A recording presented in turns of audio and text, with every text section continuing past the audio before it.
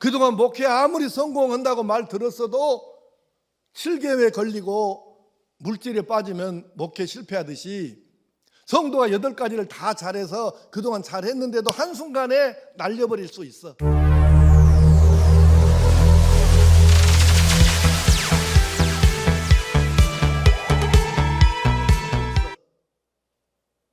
마치 침을 잘 놓는 사람일지라도 잘못해갖고 사열에 한번 사열 건드려 불면 이게 다 끝나는 것처럼 이런 것이 있다 그 말입니다. 그래서 이 모든 것을 잘해왔던 것을 한꺼번에 없는 것처럼 만들어버리는 것, 이것을 알고 이것을 이겨내야 신앙생활 전체를 마지막까지 성공할 수 있다 그 말입니다. 그래서 주님께서 말씀하신 것처럼 이것도 행하고 저것도 버리지 말라, 이 두 가지를 같이 잘해야 되는데, 오늘은 사순절을 맞아서 오늘하고 다음 주이 두 번에 걸쳐서 그리스도인이 침으로 말하면 사혈과 같이 피해야 하고 반드시 이겨내야 할 것이 무엇인가, 이것을 유다서 1장 11절의 말씀으로 함께 나누려고 합니다. 자, 먼저 우리는 시기 질투를 이겨내야 합니다. 유다서 1장 11절 말씀 한번 읽겠습니다. 자막을 보시고 시작.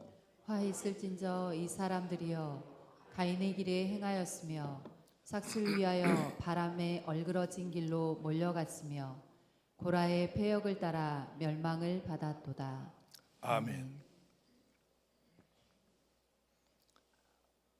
화 있을진저 이 사람들이여. 그러니까 어떤 사람들에게 화가 있을 것이냐, 세 가지를 말씀하는데, 첫째는 맨 먼저 언급된 게 뭐냐면 가인의 길로 행하는 사람이 화 있으라 저주받으라 그 말이에요. 그럼 가인의 길이 뭘까 궁금하죠? 왜 가인의 길로 가면 안 되는가? 이 길이 망하는 길인가? 이게 궁금하잖아요. 그래서 가인의 길이 성경에 창세기 3장에 자세히 나와 있습니다. 창세기 4장 3절에서 7절 말씀에 나와 있는데, 이제 이 부분은 아까 읽었으니까 그냥 제가 설명만 할게요. 가인은 형이고 아벨은 동생인데 친형제간입니다. 두 사람이 하나님 앞에 제사를 따로따로 드렸대요. 그런데 희한하게 동생 아벨이 드린 제사는 하나님께서 기뻐 받으셨는데 형 가인이 드리는 제사는 안 받으셨대요. 그러니까 여러분이 설교할 때 특히 추수감사절, 맥수감사절 이럴 때 되면 설교할 때 거의 말씀하잖아요. 하나님은 마음으로부터 우러러나서 감사해서 드리는 예물을 받으시지 마음이 없는 것을 드리면 받지 않으신다고. 그러니까 여러분 세상 사람들 말로 피 같은 돈을 하나님 앞에 헌금을 하는데, 헌금이라는 제목으로 하는데 마음이 없는 헌금은 아무리 몇억, 몇십억, 몇백억을 하나님께 바친다고 또 올려놔도 이거 하나님께서 안 받으신다는 거예요. 그러니까 나는 그 헌금을 하지 말라는 거예요. 왜? 아니 피 같은 돈을 갖다가 헌금으로 바치는데 하나님이 받지도 않는데 그걸 왜 넣습니까? 그러니까 많든 적든 마음을 담아서 깨달아서 감사한 마음이 있으면 드리고 마음이 없으면 하지 마세요. 하나님이 안 받으신다니까요. 그냥 가인이 어쨌든 가인이 드린 제사를 안 받으셨어요. 합당하지 않다 그 뜻이죠. 그런데 그러고 나서 이제 결론이, 그러면 상식선에서 생각하면 친형제잖아요. 그럼 이래야 맞는 거 아니에요? 가인이 생각할 때 동생 축하하네, 그러고 참 자네라도 하나님께 이렇게 칭찬받고 하나님께 제사 연락하시고 하나님께서 그렇게 하셨으니까 참 얼마나 감사한가, 자네라도 하나님께 제사를 드린 게 성공했으니까 참 축하하네. 그러고 집에 와서 근데 나는 어디가 문제가 있어갖고 하나님께서 내 제사를 안 받으셨지? 이렇게 생각하면서 자기 문제를 찾아가지고 이것을 고쳐서 그 다음부터는 하나님께서 기뻐 받으실 수 있는 제사를 드리면 되는 거잖아요. 상식선에서 생각하면 그게 맞지 않아요. 그런데 세상 사례가 그렇게 단순하지 않습니다. 우리가 그냥 객관화시켜서 볼 때에는 방금 얘기가 여러분 생각할 때 진짜 그러겠네. 그렇지만 막상 자기가 가인이 되어 보면 그게 쉬운 일이 아니에요. 그래서 결국 하나님께서 이렇게 말씀하셨습니다. 7절에 죄가 문에 엎드려 있느니라. 죄가 너를 원하나 너는 죄를 다스릴지니라. 그러니까 하나님께서 이 가인이 지금 위태위태하니까 그 마음을 하나님 보시니까 이거 뭔 일 낼 것 같아서 이놈아 너 그러면 안 돼. 그러고 타이르신 거예요. 죄가 지금 네 문 앞에, 여기는 문은 마음문입니다. 네 마음문 앞에 지금 딱 웅크리고 있다. 지금 딱 틈을 노리고 지금 있는데 너 이거 다스려야 된다. 사탄은 사실 계속해서 우리 앞에 이걸 놓아두는 거죠. 예수 믿는다고 여러분 이것이 없는 줄 아십니까? 아니에요. 결국 이 시기심, 이 질투심, 시기 질투를 이기지 못해가지고 자기 동생을 죽여서 인류 최초의 살인자라고 하는 부끄러운 이름을 지금까지 가지고 있지 않습니까? 시기와 질투는 이렇게 무서운 결과를 낳습니다. 시기와 질투는 신앙의 적이고 그리스도인의 적입니다. 근데 여러분, 성도도 사람인지라 시기와 질투의 가능성이 얼마든지 있습니다. 다른 성도가 올라가고 잘하고 잘되고 열심히 하면 희한하게 나도 모르게 시기심이 생겨서 마음이 기쁘지가 않습니다. 근데 본인은 그것을 몰라요. 세월이 좀 지나 조금 시간이 지르면서 어느 순간에 제정신이 딱 들 때 보면 엄마 자기도 놀라는 거예요. 원래 나한테도 이런 마음이 있었네. 깜짝 놀래가지고 그래서 그때 회개하고 다시 새롭게 출발하면 좋은 그리스도인 되는데 본인이 깨닫지 못하거나 깨달아도 그냥 넘어가 버리면 문제가 되는 거죠. 우리 어떤 여집사가 있었는데 항존직 피태 공동회의가 끝나고 났는데 소문이 들리더라고. 근데 교회를 안 나와. 근데 뭐라고 그 다른 사람들한테 얘기하냐면 아따 그 어린 것들이 권사되는 데나 창피해서 교회 못 다니겠다 이랬다 하네. 자기 훨씬 밑에 후배들이 권사 피택이 됐는데 자기가 안 됐다 얘기지. 그러니까 창피해서 못 다니겠네 그랬대요. 근데 진짜로 안 나오고 지금까지 안 나오네. 한 10년 넘었어. 12년 됐을까? 아니 15년쯤 됐겠네. 시기 질투심이라는 것은 교인들이라고 없는 게 아니에요. 다 있습니다. 이것을 얼만큼 다스리고 이겨내느냐의 문제지 없기가 쉽지 않아요. 그래서 우리가 기억해야 합니다. 이게 만약에 교회가 아니고 세상에서도 시기 질투는 자기를 좀먹고 갉아먹는 것이다 이렇게 얼마나 지금 많이 가르치는데 그런데도 세상이 이 시기 질투 문제를 해결하지 못하고 있잖아요 지금까지. 그러면 그게 무슨 뜻이에요? 이만큼 이게 어렵다는 것입니다. 예. 시기 질투를 물리치고 이겨낸다는 것이 그렇게 어렵다는 뜻이에요. 그러니까 지금까지 계속해서 이 가르침을 가르치고 가는 데마다 얘기해도 이게 해결이 잘 안 된다는 거잖아요. 그러면 그리스도인이라면 이럴 때 우리가 어떻게 할까? 어떤 성도가 올라가고 잘되고 잘하고 열심히 하고 그러면 그때에 내 마음이 기쁘지 않고 편하지 않다면 그때 작심하고 자기를 꾸짖고 이렇게 해야 합니다. 상대방을 축복하고 기도합니다. 어떻게 기도할까요? 하나님 아버지, 나도 열심히 하게 해 주십시오. 아멘 아는 사람들이 지금 문제예요. 속이 지금 불퉁불퉁하다는 뜻이에요. 처음부터 다시 하겠습니다. 하나님 아버지, 나도 열심히 하게 해 주십시오. 나도 잘할 수 있게 해 주십시오. 저 성도를 본받게 해 주십시오. 이래야 되죠. 그렇게 기도하면서 그 잘하는 성도에게 접근을 해야 됩니다. 왜? 그하고 가까이 지내면서 그를 통해서 도대체 저 사람이 저렇게 잘하는 비결이 뭐냐, 이걸 좀 배워야 될 거 아니에요. 그러니까 잘하는 사람을 가까이 해가지고 그 사람이 잘하는 비결이 뭔가, 비법이 뭔가, 이것을 배우고 따라서 한번 해보고 닮아가고, 그리고 도전을 받아야 합니다. 사람이 무언가 다른 사람을 보면 도전과 자극을 받아야 정상입니다. 요즘 세상이 너무 마음이 이렇게, 이 칼이라는 게 처음에는 날카로운데 사용하다 보면 달아지잖아요. 마치 세면바닥에다 칼 나를 갖다 이렇게 쑥 몇 번 문대 갖고 한 것처럼, 칼이 무뎌져서 안 드는 것처럼 사람의 마음들이 너무 무뎌졌어 지금. 네. 길 가다가 깨익 하고 자동차 브레이크 하면 소리가 깨익 나도 반 정도나 돌아볼까 보도 않고 가는 것이 요즘 사람들입니다.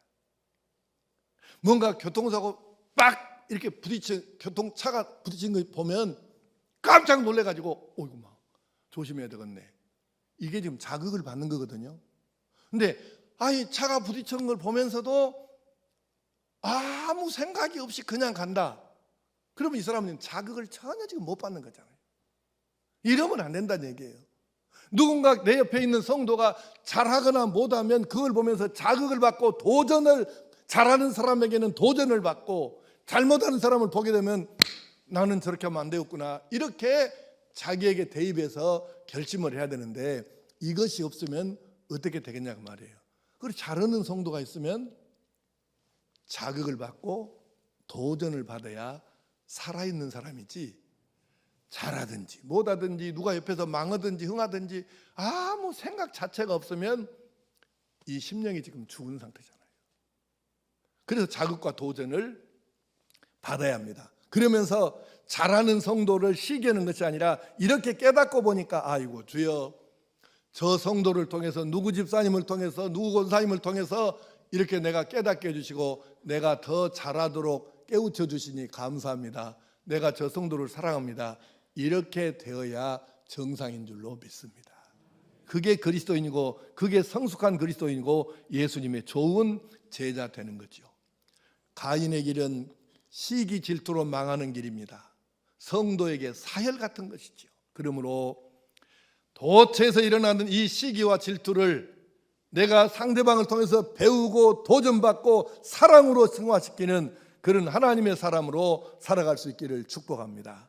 그런데 이것이 마음먹은 대로 되는 것이 아니라는 데에 문제가 있습니다. 사실 여러분, 좋은 마음 안 먹어서 지금 문제인가요? 좋은 마음 다 먹어요. 그런데 이 마음을 먹어도 쉽게 실천되지가 않는다는 것이 문제입니다. 그래서 그러면 어떻게 하라고요? 따라서 합시다. 그러니까 무릎 꿇어야지요. 그렇습니다. 기도해야 합니다. 내가 마음먹은 대로, 마음을 먹어봐도 잘 안 되니까 하나님, 제가 마음 먹고 해봤는데도요 제 입만 가지고는 안 되더만요. 그러니 하나님 아버지, 이 마음 먹은 이 결심을 변치 않고 지킬 수 있도록 제 마음을 지켜주시고, 성령님께서 이 일을 행할 수 있도록 결단력 주시고 실천력 주시고 변치 않고 이 걸음으로 가도록 성령님께서 내 손 잡아 이끌어 주시옵소서. 그렇게 해서 우리가 반드시 시기와 질투라고 하는 이 첫 번째 사혈, 성도를 망하는 길로 이끄는 이것과 싸워서 반드시 이겨내는 하나님의 사람 될 수 있기를 축복합니다. 둘째는 물질의 유혹을 이겨내야 합니다. 1장 11절 다시 한번 읽습니다. 시작. 화 있을진저 이 사람들이여 가인의 길에 행하였으며 싹을 위하여 발람의 어그러진 길로 몰려갔으며 고라의 폐역을 따라 멸망을 받았도다. 아멘. 두 번째 이야기는 삭스를 위하여 발람의 어그러진 길로 물러간 사람들이 바로 저주받을 화 있을 사람이다. 그럼 여기서 발람의 어그러진 길이 뭘까? 발람의 이야기는 민수기 22장에 기록되어 있는데 내용이 상당히 길어요. 그래서 짤막하게 정리해서 말씀드리겠습니다. 이름이 비슷한데 두 사람이 다른 사람이에요. 발람이 있고 발락이 있습니다. 발락은 이방인 모압의 왕입니다. 발람은 이스라엘의 선지자입니다. 대조적이지요. 발락은 모압의 왕이고 발람은 이스라엘의 선지자입니다. 그런데 발락이라고는 모압의 왕이 보니까 이스라엘이 두려운 거예요. 하나님의 백성인데다가 하나님의 종 선지자가 예언하면 예언한 대로, 축복하면 축복한 대로, 저주하면 저주한 대로 돼버리네. 아이고야, 이거 어떻게 하냐. 그래서 꾀를 냈어. 신하들로 의논을 해가지고, 야, 그럼 우리가 저 발람이라는 선지자를 데리고 와갖고 우리가 꼬셔갖고 우리 편 맹글아불자. 그래갖고 우리를 축복하고 이스라엘을 저주하면 우리가 이기고 이스라엘이 망해버리지 않겠냐. 그래서 발람을 이제 유인하는 데까지는 성공했어요. 그래서 발람이 왔네. 근데 자기들이 이야기를 하니까 발람이 뭐라고 하냐면 예상했던 대로 강경한 거요. 택도 없는 얘기요. 나는 하나님께 예언 받은 말씀 아니면 전할 수가 없어. 택도 없는 얘기하고 있네. 이렇게 되는 거예요. 실패한 것처럼 보였는데 마귀는 그렇게 간다는 존재가 아니에요. 끈질기게 달려붙습니다. 그래서 이제 중간에 얘기가 상당히 길어요. 근데 마지막 결론만 얘기할게요. 결국 물질 공세를 퍼부어서 돈으로 매수를 하는 거죠. 그래서 결국 넘어가요. 그래서 하나님께 예언받지 아니한 가짜 예언을 소위 선지자라는 인간이 하게 되는 거예요. 그날로 이 선지자의 생명은 끝입니다. 선지자로서의 생명이 끝이란 말이에요. 그래서 그 후로 이 발람이라고 하는 선지자는 돈에 넘어가서 신앙이 변질된 사람의 대명사로 쓰입니다. 그래서 오늘 우리가 발람의 길 그러면 돈 때문에 신앙 양심 팔고 돈 때문에 그냥 신앙을 버리거나 믿음이 약해지고 오히려 돈이나 이런 것을 사랑하는 더 사랑한 이 사람을 말할 때 이 발람 같은 놈아 이렇게 말하는 거예요. 그러면 이 발람 같은 놈아 그러면 돈이나 권력이나 건강이나 명예나 뭐 이런 것 때문에 신앙을 팔아먹고 신앙 양심을 팔고 잘못된 길로 가는 사람을 말할 때 이 발람 같은 놈아 이렇게 욕을 한다고 말이에요. 그게 바로 발람의 길이에요.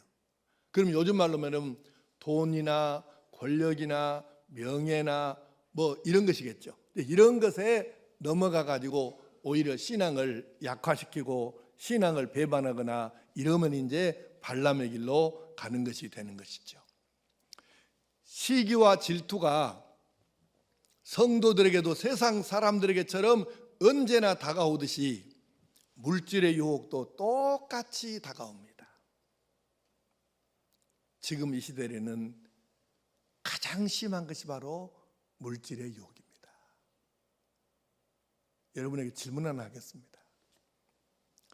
지금 우리가 살고 있는 이 시대 2023년을 이 세태를 아주 짤막하게 한마디로 줄여서 말하면 상징적으로 어떻게 말할 수 있겠습니까? 한번 누가 말해볼 사람? 말세? 네, 말세. 예?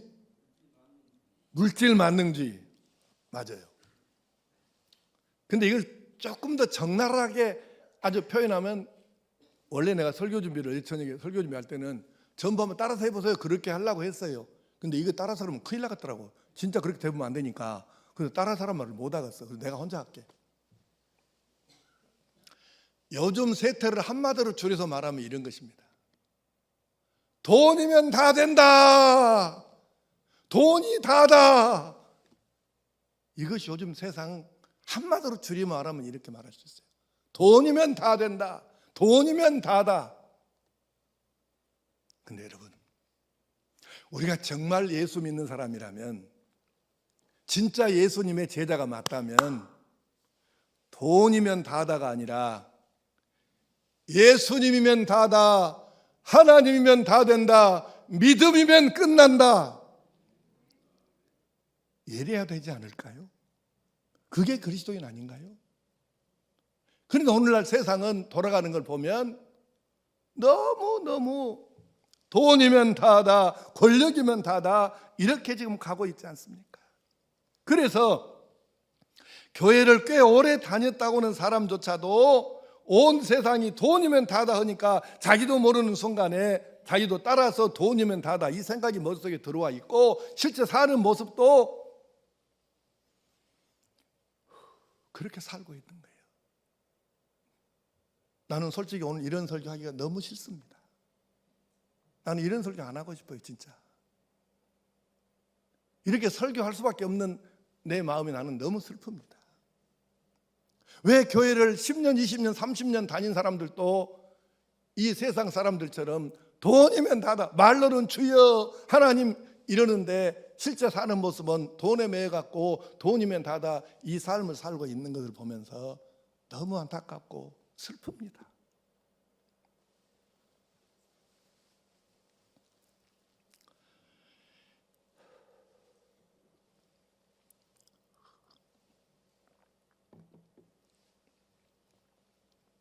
사도행전 5장에는 아나니아와 삽비라 부부 이야기가 나옵니다. 이 부부는 다른 성도들이 막 은혜 받아가지고 성령이 충만해가지고 막 자기 것을 갖다가 가난한 사람들, 필요한 사람들에게 쓰라고 막 갖다 내놓는데, 가만히 있자니 이게 참 체면상 그렇고, 다 내놓자니 너무 아깝고, 그래서 거짓말을 해가지고 두 사람이 다 망하는 길로 갔지요. 돈이라는 사혈에 빠진 것입니다.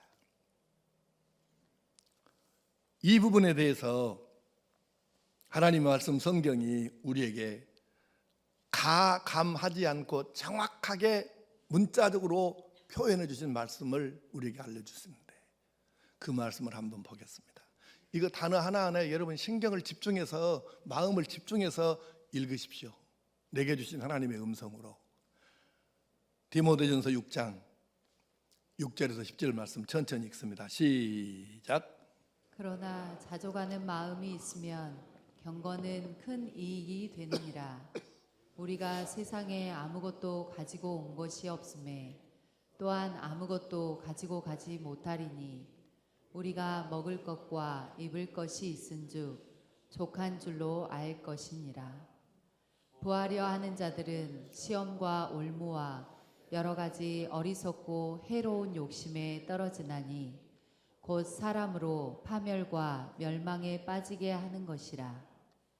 돈을 사랑함이 일만하게 뿌리가 되나니 이것을 탐내는 자들은 미혹을 받아 믿음에서 떠나 많은 근심으로써 자기를 찔렀도다. 아멘. 사실 이 말씀 읽고 설교를 끝내도 되는데, 어쨌든 이 방금 읽은 디모데전서 이 말씀은 여러분이 성경에다가 이렇게 내용으로 반드시 이렇게 표를 이렇게 해놓고 계속 읽으십시오. 마음에 새겨져야 됩니다.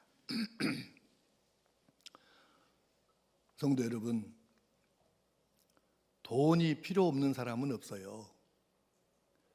이 설교하는 목사라고 그것을 모르겠습니까? 돈이 필요 없는 사람이 어디 있어요? 그러나 돈이 목적이 되면 돈이 인생을 갉아먹는다는 것을, 먹어들어간다는 것을 이것도 역시 알아야 됩니다. 근데 그렇게 사는 사람들이 본인만 그것을 모르더라고.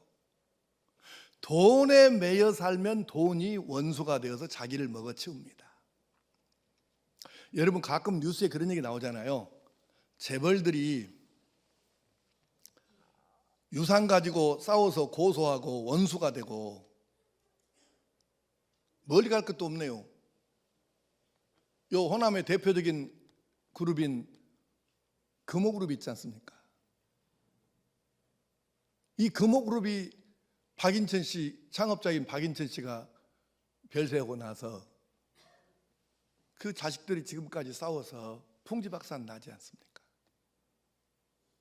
그리고 아시아나항공은 넘어가고 주력 산업인 금호타이어는 이 회사로 갔다 저 회사로 갔다 다른 데로 갔다 다시 찾아오고 참 안타깝지 않습니까? 사실은 그 아버지가 자기 자식들에게 물려준 유산만 해도 하루에 1억씩을 써도 자기들 손자 증손자까지 다 못 쓰고 죽습니다. 하루에 1억씩을 써도. 그래도 싸우잖아요. 그게 참 희한하대. 가난한 집 식구들은 그렇게 왼수가 져갖고 형제들이 안 싸우는데 어째 돈이 있으면 그렇게 싸울까니? 그런 게 돈 물려주려고 하지 말고 믿음을 물려주려는 해야 된다는 얘기가 뭔지를 우리가 원리를 깨달아야 돼요. 하나님 주신 사명을 위하여 돈을 벌고 하나님 주신 사명을 위하여 써야 하는데 솔직히 우리 중에 여러분과 내가 청년 시절보다 더 가난하게 어렵게 사는 사람 거의 없잖아요. 혹 한두 명 있을지도 모르지만 대부분이 우리 어렸을 때 비하면 우리가 잘 살지 않아요, 솔직히? 그러면 이만하게 해주신 하나님을 사랑하고 하나님 기뻐하실 일에 하나님께서 주신 사명에 더 많이 사용해야 맞는 것 아닌가요? 자, 예를 들어 봅시다. 이것은 이거는 그냥 물컵일 뿐이고 이 안에 물이 담겨 있어요. 근데 이것이 가령 어마무시한 이게 뭐 다이아몬드랄지 이게 뭐 세상 사람들이 너무 귀하게 좋게 여기는 엄청난 보물이라고 칩시다. 이것이 돈일 수도 있고 어떤 사람에게 이것이 자식일 수도 있고 어떤 사람이 이게 권력일 수도 있고 어떤 사람이 명예일 수도 있고 그래요. 하여튼 이것이 겁나게 귀한 거라고 칩시다. 근데 이걸 하나님께서 주셨어요. 우리 어렸을 때 이거 없었다니까. 근데 우리가 지금 이거 대부분 갖고 있어. 그러면 하나님께서 이걸 주셨어요. 질문하겠습니다. 대답하는 사람들이 항상 문제예요. 이것을 주신 하나님이 귀합니까? 이것이 귀합니까? 말은 잘해. 사는 건 그렇게 사냐고. 자, 이것에 애착을 가져야 할까요? 이것을 주신 하나님께 애착을 둬야 할까요? 이것이 더 귀할까요? 이것을 주신 하나님이 더 귀할까요? 이것을 더 사랑해야 할까요? 이것을 주신 하나님을 더 사랑해야 할까요? 근데 그렇게 사냐고. 이게 문제인 거예요. 자, 하나님이 옹졸해가지고 이것을 자기보다 더 귀하게 여긴다 그랬고 당장에 뺏어가 버리고 그러시는 하나님은 물론 아니에요. 그렇기는 하나 그 하나님께서 보실 때 이것을 주셨어 하나님이. 그런데 하나님 내려다 보시니까 이것을 주신 하나님이 아니라 이것에 더 애착을 가지고 이것에 빠져갖고 막 이것에 매달려갖고 이리 따라 저리 따라 이렇게 살고 있으면 하나님께서 보실 때 마음이 흡족하실까요? 서운하실까요? 이것을 잊지 말아야 합니다. 이것이 더 큰지 이것을 주신 하나님이 더 크신 분이신지를 생각하면서 이걸 놓치면 안 되는 거예요. 자, 돈이라고 하는 것은 둘 중에 하나가 될 수 있어요. 어떤 사람에게는 돈이 우리 하기에 따라서 디딤돌이 되기도 하고 걸림돌이 되기도 합니다. 이것에 빠져가지고 이것에 매여가지고 막 하나님은 둘째가고 교회는 어려워갖고 힘들어서 막 이렇게 하고 쪼달려갖고 하고 있는데 자기는 돈 벌었다 그래갖고 막 이 땅 사라 저 집 사자 부동산 투기하고 이렇게 난리치고 있으면 하나님께서 그걸 얼마나 이쁘게 보시겠냐고. 잘 생각해봐. 여러분이 또 우리 목사님이 오늘은 헌금을 하고 저렇게 돌려치기로 설교를 하는구나. 그렇게 날름은 생각하지 말고 나는 그렇게는 아직 안 살았어서 그런 목사로 아직까지 안 살았어요. 보세요. 이게 하나님 보실 때 이것은 하나님이 주신 거니 하나님께서 언제든지 가져가실 수 있으니 이것을 주신 하나님이 더 크시고 이것을 주신 하나님을 더 사랑하고 이것을 주신 하나님께 내가 더 애착을 두고 그렇게 살아야 되겠다. 이러면 이게 디딤돌이에요. 하나님 보실 때 오라 저 녀석 봐라. 많이 줘도 저 녀석은 아무 문제가 없네. 그러면 좀 더 줘봐야지. 근데 이것을 주셨더니 이것에 완전히 빠져가지고 이것 따라서 이리 갔다가 저리 갔다가 하나님은 잊어버리고 그렇게 하고 있으면 하나님께서 어떻게 더 주시겠어요? 이건 걸림돌이 된다고 말이에요. 그러니까 돈 때문에 하나님께 더 사랑받는 사람이 될 수도 있고 돈 때문에 하나님께 미움받는 사람이 될 수도 있는데 돈 때문에 여러분 우리가 하나님께 미움을 받아야 되겠습니까? 사랑을 받아야 되겠습니까? 대답을 좀 해봐. 대답을. 돈 때문에 미움 받아야겠습니까? 사랑 받아야겠습니까? 그러면 하나님께서 이걸 주셨을 때 이것에 끌려다니는 것이 아니라 아주 이것은 냉정하게 대하고 이것을 주신 하나님의 뜻이 무엇인지를 생각하면서 하나님의 뜻을 따라서 이것을 사용하고 이리 사용하고 저리 사용하고 이렇게 할 때 하나님께서 돈 때문에 이 사람을 사랑하시는 거죠. 너는 별것을 맡겨줘도 겸손하고 교만하지 않고 내 뜻을 먼저 생각하고 그러니 내가 어찌 너에게 더 안 주겠냐. 이러니 디딤돌이 되는 거죠. 이게 원리라 그 말이에요. 우리 하나님께 이것 때문에 사랑을 받는 삶을 살아야지. 우리 자식들도 그래. 하나님께서 우리에게 아들, 딸을 주시면 하나님의 선물이라고 우리가 얘기하잖아요. 근데 하나님이 주신 선물에다가 완전히 매갖고 애기들 때문에 어떤 날은 애기들 못 온다고 교회 뒤따라간다고 교회도 안 나오고 어떨 때는 하나님께 해야 될 일을 전혀 안 하고 이 애기들한테 빠져갖고 착각하지 마세요. 예.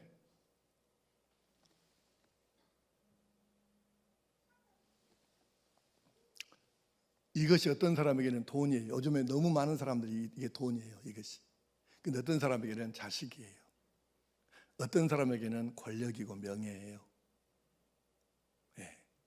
근데 하나님 주신 이것 때문에 하나님께 더 사랑받는 길을 가야지 버림받는 길을 가면 어떻게 하냐고.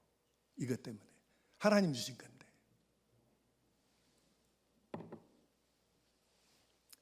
사랑하는 성도 여러분, 그러므로 하나님 주신 물질을 잘 관리하고 물질을 주신 하나님을 물질보다 더 사랑하며 물질을 주신 하나님께서 칭찬하실 수 있는 곳에다가 바르게 사용해서 물질 때문에 하나님께 더 사랑받는 성도로 살아갈 수 있기를 축복합니다. 오늘은 여기까지 하고 다음 주에 계속하겠습니다. 오늘 말씀대로 우리의 신앙생활 중에 사탄이 계속해서 설치해 놓은 폭탄과도 같은 시기질투, 물질욕 반드시 이것들을 이겨내서 승리하고 하나님께 더욱 사랑받고 쓰임받는 하나님의 아들로 딸로 살아갈 수 있기를 간절히 축복합니다.